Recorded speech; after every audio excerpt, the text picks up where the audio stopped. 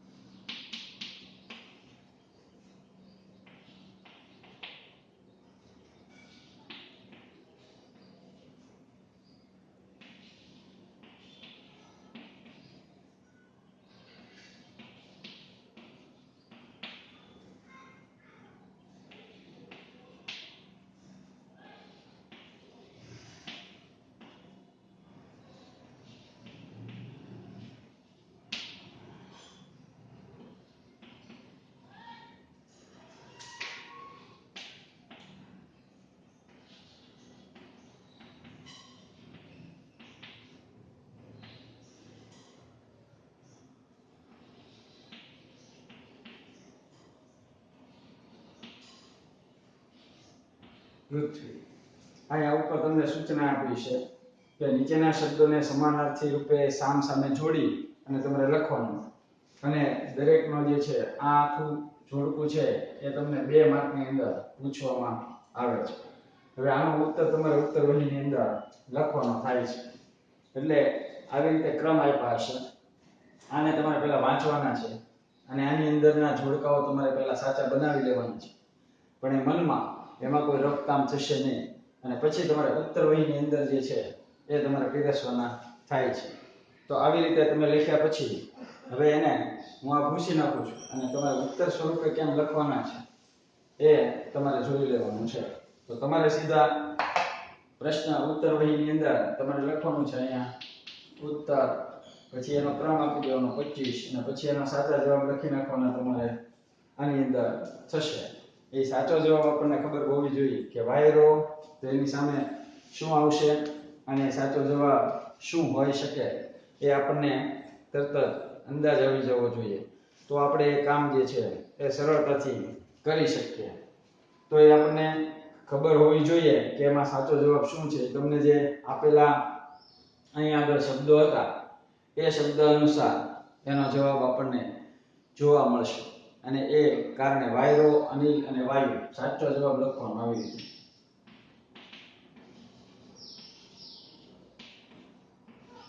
આ ઉત્તર સીધા લખવાના. પછી 26માં ક્રમે જે આવતું હોય બીજો એ પણ તમારે લખવાનો. સમુદ્ર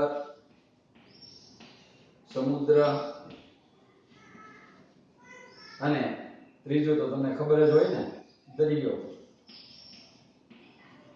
આમ તમારે પીરસવાનું છે તમારી ઉત્તરવહીની અંદર. ક્રમ પછી 27 આપવાનો.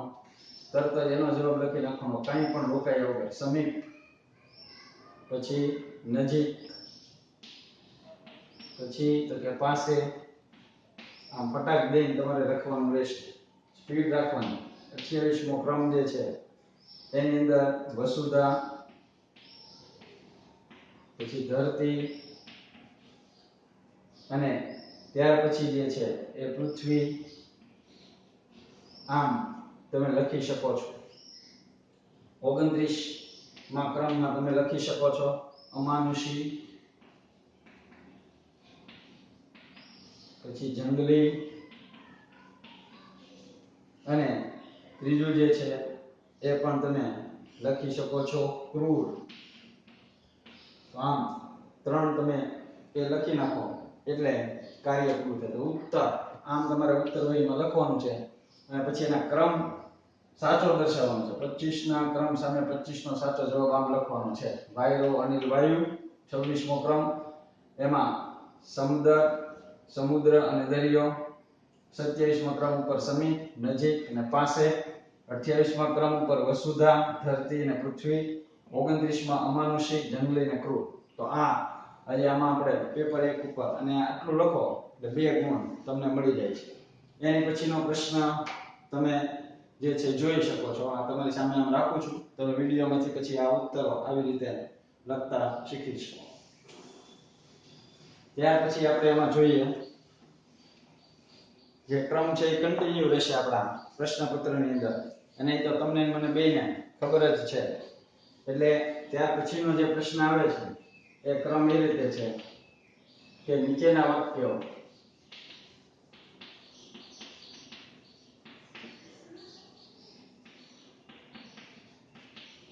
રેખાંકિત શબ્દના સ્થાને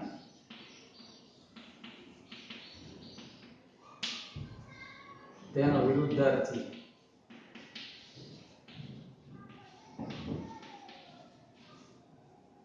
શબ્દ લખીને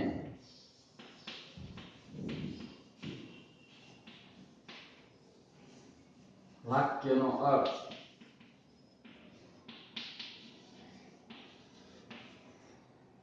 બદલાય નહીં.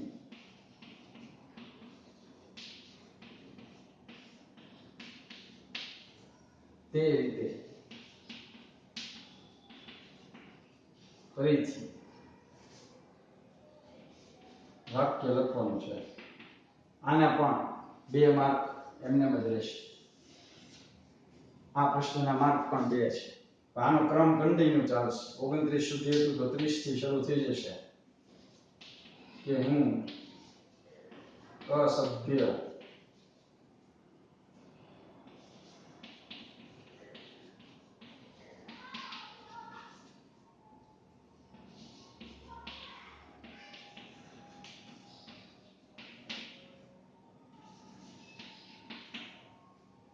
પછી એની પછી આવશે 31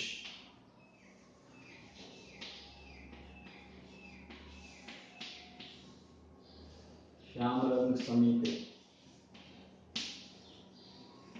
ન જાઉં.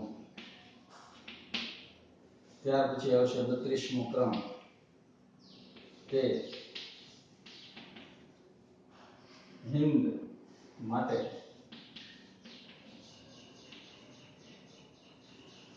અનુકૂળ વાતાવરણ પડશે. પછી 33મા ક્રમ પર મિસ પંકજમ નો હું મને માન છું. 34મા ક્રમ ઉપર હું તમને એક પ્રાચીન પુસ્તકમાંથી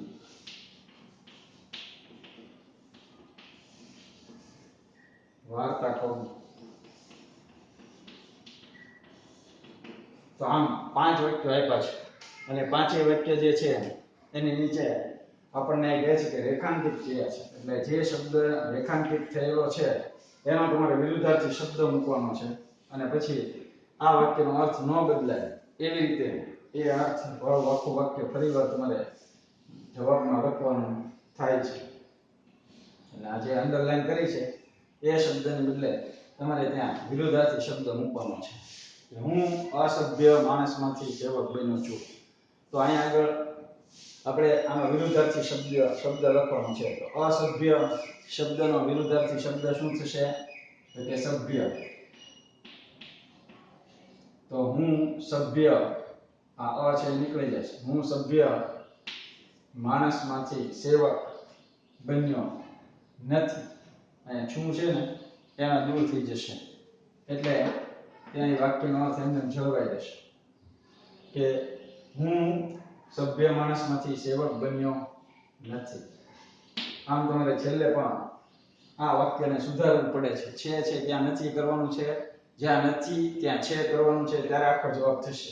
એટલે હું સભ્ય માણસમાંથી સેવક બન્યો નથી, ત્યારે આ પ્રમાણે થશે કે રેખાંકિત શબ્દના સ્થાને આપણે અસભ્ય શબ્દ છે તો અસભ્ય શબ્દનો વિરુદ્ધાર્થી શબ્દ તેના સ્થાને વિરુદ્ધાર્થી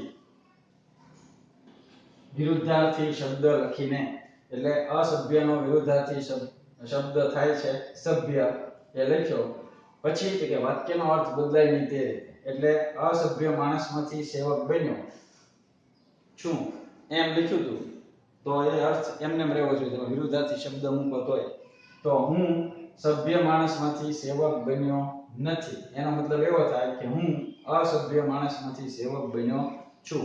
તો આ આખું આમ લખો ત્યારે તમારો ઉત્તર જે છે એ સાચો પડે. એટલે અસભ્ય શબ્દ જે છે એ નીકળી જશે અને ત્યાં માત્ર સભ્ય શબ્દ જે છે એ આવી જશે આની જગ્યાએ, અને હું સભ્ય માણસમાંથી સેવક બન્યો નથી. એટલે જવાબ તમારો કમ્પ્લીટ થઈ ગયો. પછી 31 માં ખ્યાલ આવી જ ગયો છે કે શ્યામ રંગ સમીપે ન જાવું સખા.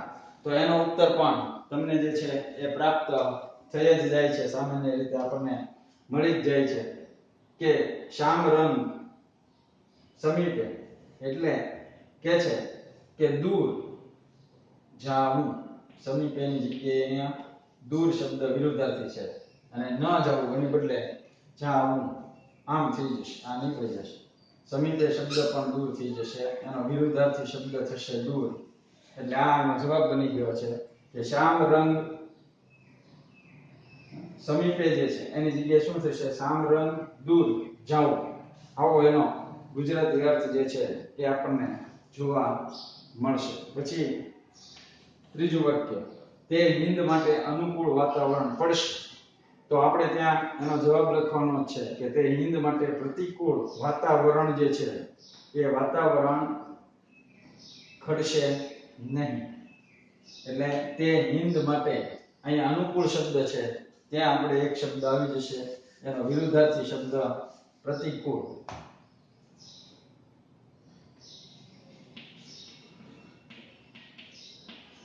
વાતાવરણ પડશે નહીં પણ ઘડશે, એની જગ્યાએ આપણે લખવાનું છે કે તે હિંદ માટે પ્રતિકૂળ વાતાવરણ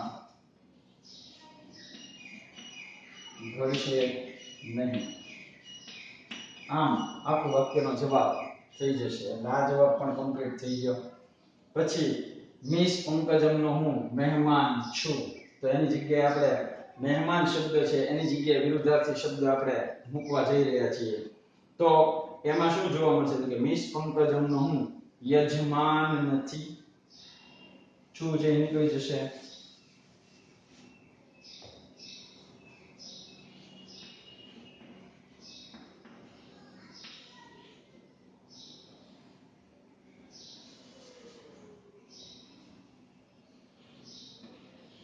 યજમાન નથી, આ આખો જવાબ બની ગયો કે મિસ પંકજમનો હું યજમાન નથી. આમ લખો ત્યારે જવાબ તમારો સંપૂર્ણ સાચો થશે. 34મું વાક્ય છે, હું તમને એક પ્રાચીન પુસ્તકમાંથી વાર્તા કહું. એની જગ્યાએ ત્યાં પ્રાચીન શબ્દનો વિરુદ્ધાર્થી શબ્દ તમારે મેળવવાનો થાય છે. હું તમને અર્વાચીન પુસ્તકમાંથી વાર્તા નહીં કહું. અહીંયા શબ્દ આવી જશે અર્વાચીન.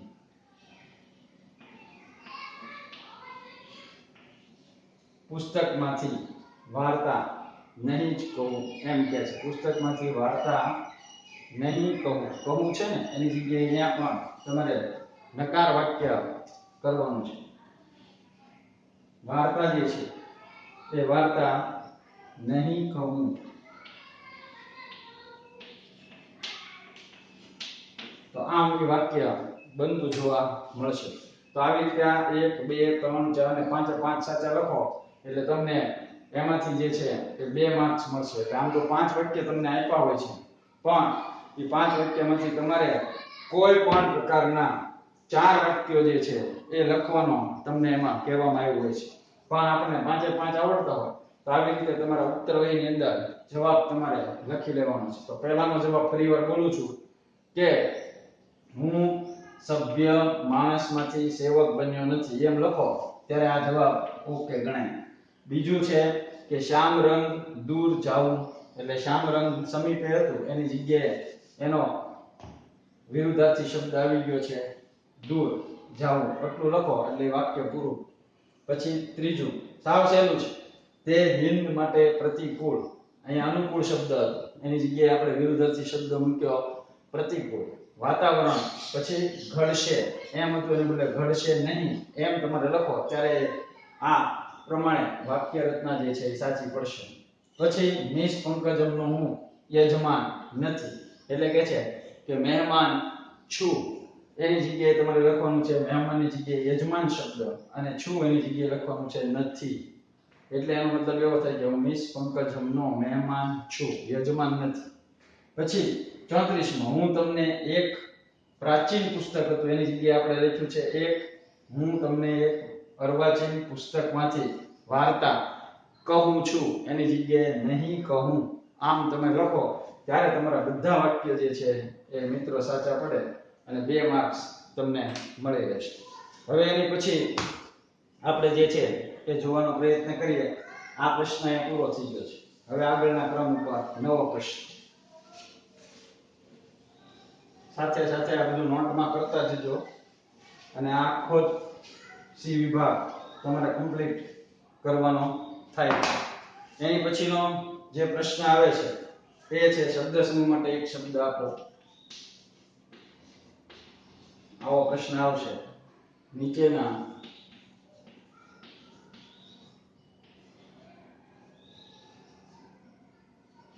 શબ્દ સમૂહ માટે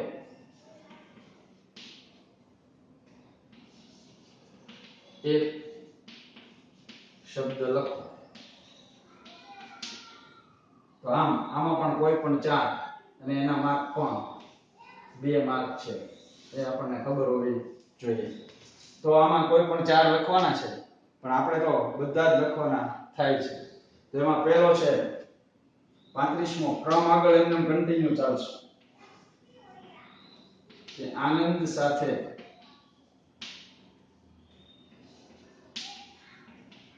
લેવાતું ભોજન. પછી ક્રમ 36 વડની ડાળ પર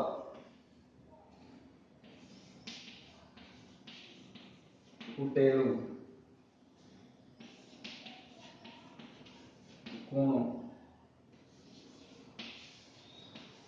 મૂલ્ય. ત્યાર પછી છે 37 સૌથી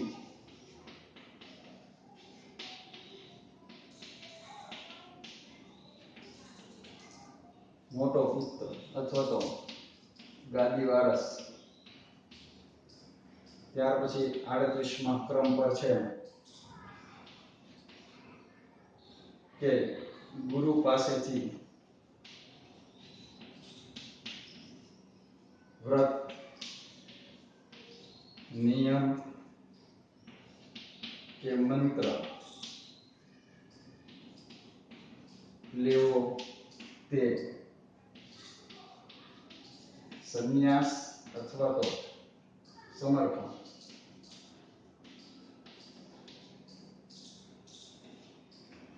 પછી નીલા રંગનું વસ્ત્ર.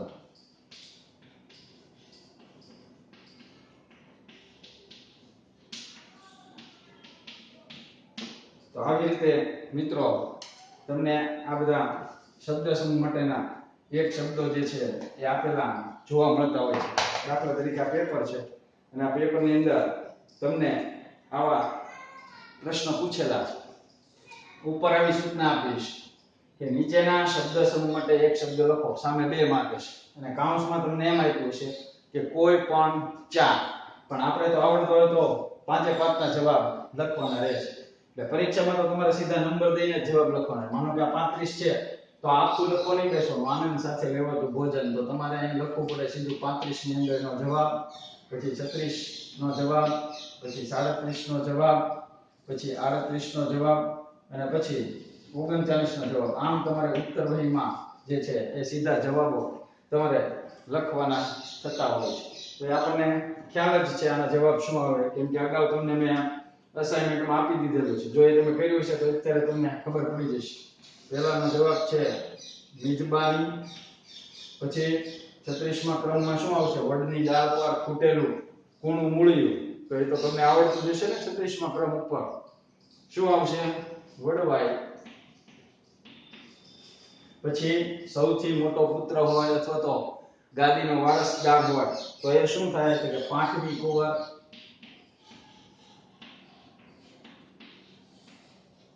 ત્યાર પછી 38મા ક્રમ ઉપર શું છે? ગુરુ પાસેથી વ્રત, નિયમ કે મંત્ર લેવાતો અથવા તો લેવો તે સંન્યાસ અથવા તો સમર્પણ. તો એને શું કહેવામાં આવે છે? એ તમને ખબર હોવી જોઈએ. દીક્ષા. આમ તમારે પરીક્ષામાં સીધા જવાબ જ લખવાના. અને 39મા ક્રમ ઉપર છે નીલા રંગનું વસ્ત્ર. તો એ તમને ખબર જ છે કે નીલાંબર. તમારે માત્ર એટલો જ જવાબ લખવાનો છે બોર્ડની અંદર. આ બધું લખવા નથી બેસવાનું કે 35મો ક્રમ આપ્યો પછી પાછો લખ્યું આનંદ સાથે લેવાતું ભોજન. આટલો બધો સમય નહીં હોય બોર્ડમાં. તમારે ખાલી વાંચવાનો 35મો ક્રમ હતો કે આનંદ સાથે લેવાતું ભોજન. તો સીધું ક્રમ 35 આપી ઉપર ઉત્તર એમ લખી નાખવાનું. અને ઉત્તર લખ્યા પછી આ નીચે જવાબ આપી દેવાનો. ઉત્તર પછી ક્રમ આપવાનો 35, સામે લખવાનું મિજબાની, ક્રમ આપવાનો 36, વડવાય, ક્રમ આપવાનો 37, પાંચમી કુંવર, ક્રમ આપવાનો 38, લખવાનું દીક્ષા, ક્રમ આપવાનો 39, લખવાનું નીલાંબર. પણ આ રીતના પૂછાણા હોય તો અહીંયા પાછા બીજા શબ્દો હોય તો ત્યાં ક્રમમાં અલગ અલગ શબ્દો આવે. આ તો આપણે હજી પેપર 1 માંથી કરી રહ્યા છીએ એટલે આ તમને પ્રેક્ટિસ થાય એ માટે. અને ઉત્તર વહીની અંદર કેમ પીરસવાનું છે આ એ પ્રમાણે તમને લખી દઉં. કેમ કે આમ લખું પછી પાછો ભૂસું પછી પાછો ઉત્તર લખું તો જાજો સમય જાય અને વિડીયોમાં એ બહુ લાંબો સમય લે. એટલે મેં અહીંયા તમને સામે ઉત્તર લખીને બતાવી દીધા કે આ રીતે તમને બોર્ડમાં આપ્યું હશે.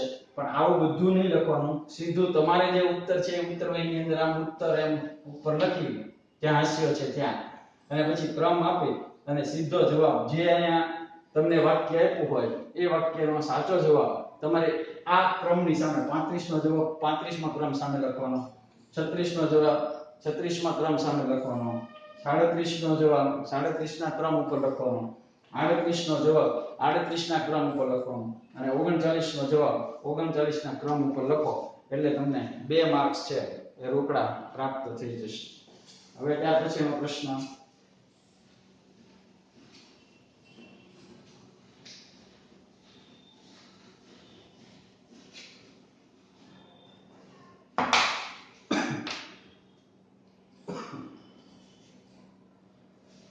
એ આપણે જોઈએ.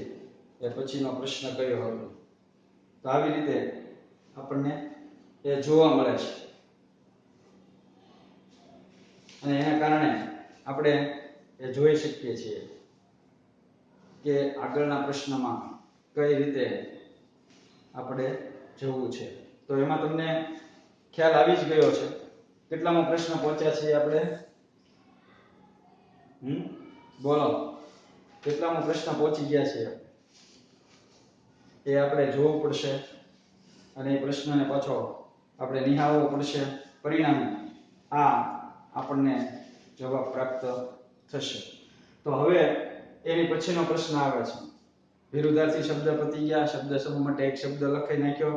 હવે તળપદા શબ્દોના શિષ્ટ ભાષામાં માન્ય અર્થ લખો. એની પછીનો શબ્દ છે કે નીચેના તળપદા શબ્દોના શિષ્ટ ભાષાના માન્ય અર્થ લખો. હવે આની અંદર કોઈ પણ જે છે એ દરેકનો અડધો ગુણ હોય છે.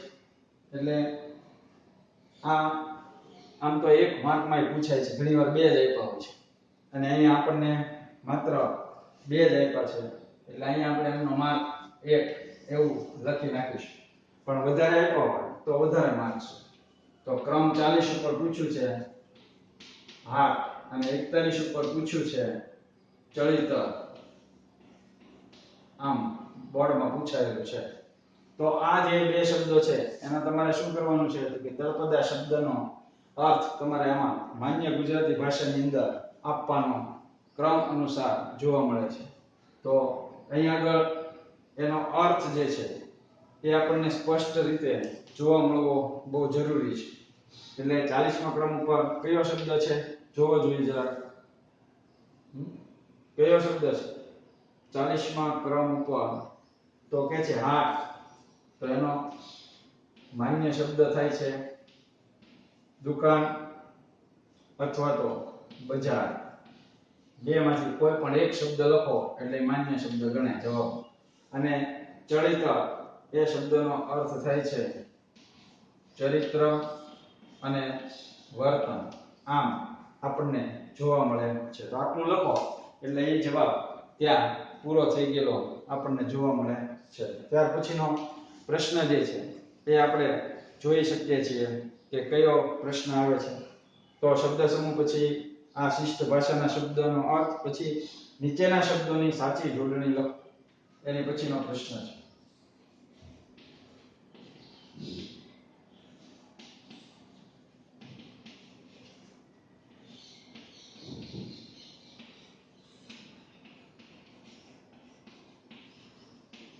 આ નવો પ્રશ્ન.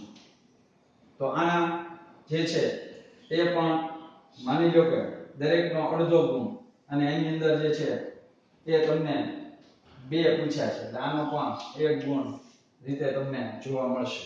એક અથવામાં આવે છે તો એનો ક્રમ છે 42 ઉપર પૂર્વ ગૃહ, અને 43મો ક્રમ ઉપર છે કે ભાષા અભિવ્યક્તિ. એની અથવામાં એક આપ્યો છે 43મો ક્રમ, એનો અંદર શબ્દ છે નિયમિતતા. હવે આવી રીતે છે તો એના જવાબ તમારે લખવાના છે. તો તમારે ઉત્તર એમ કરીને લખવાનું છે એની અંદર સીધું કે 42મો ક્રમ એમાં લખવાનું પૂર્વગ્રહ, આ એનો ઉત્તર. પછી 43મો ક્રમ છે ભાષા અભિવ્યક્તિ, તો ભાષા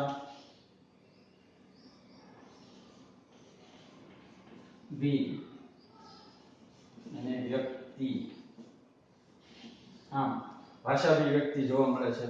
પછી અથવામાં પણ એ તો જરૂર નથી, અહીંયા બે કીધા છે, બે આપો એટલે 1 માર્ક મળશે. પણ માની લો કે આનો બીજો તમને ન આવડ્યું, ત્રીજો આવડે છે તો એ તમારે લખવાનું નિયમિતતા. આમ તમે લખી શકો છો. તો આવી રીતે એના ઉત્તરો આપણને અનુક્રમે જોવા મળે છે. તમારે માત્ર સીધા ઉત્તર લખવાના છે, આ બધું ફરીવાર લખવાનું નથી. તમારી ઉત્તર વહીની અંદર 10માનો અનુભવ તમારી પાસે છે એટલે વધારે કંઈ કહેતો નથી. તો આવી રીતે એનો જવાબ લખીને તમારે તૈયાર કરવાનો થાય છે. હવે આગળ એનો પ્રશ્ન જે આવતો હોય જોઈએ. તો એ પ્રશ્ન જે છે એ આવી રીતે આપણને જોવા મળે છે. એ પ્રશ્ન આવો છે કે નીચેના પ્રશ્નોના ઉત્તર કૌંસમાં દર્શાવેલ સૂચના પ્રમાણે લખવાના છે, કોઈ પણ 6 અને 3 માં. તો એમાં નીચેના પ્રશ્નોના ઉત્તર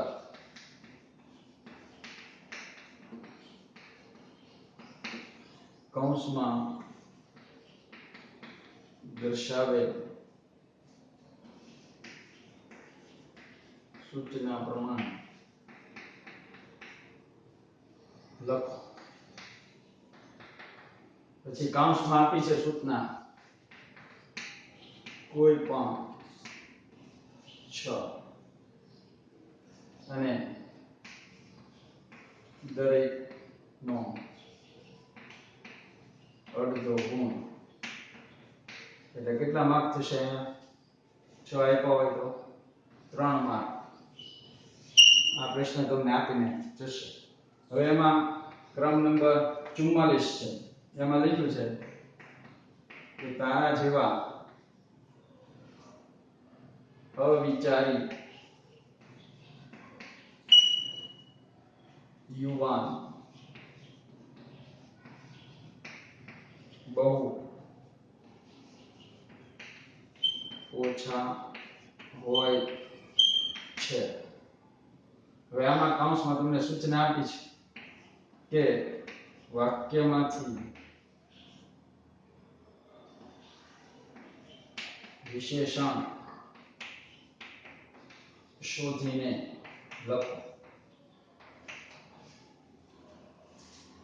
પછી ક્રમ નંબર 45 એની અંદર આપ્યું હોય કે ખાલી જગ્યા મુગટ પહેરવાની મારામાં હિંમત નથી. પછી કૌંસમાં આપી દીધું હોય કે ખાલી જગ્યામાં યોગ્ય વિશેષણ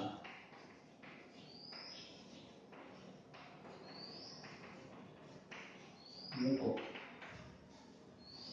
પછી ક્રમ નંબર 46 ઉપર કે ગુરુજીને મારા પ્રણામ.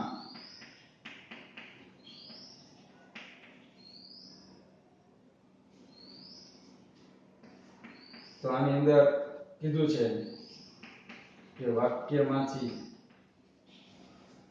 યોગ્ય નિપાત શોધીને લખો.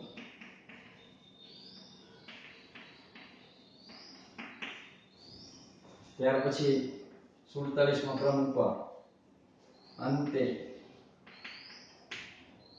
તું સાચું બોલ્યો.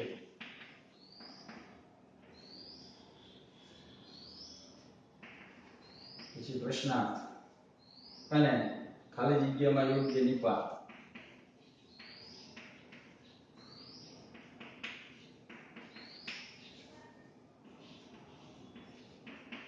લખો.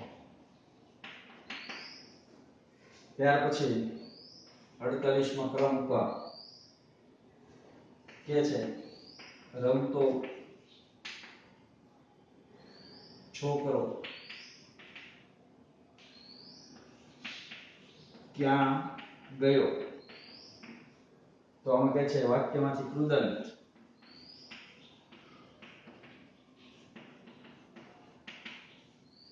શોધીને અથવા તો કૃદંત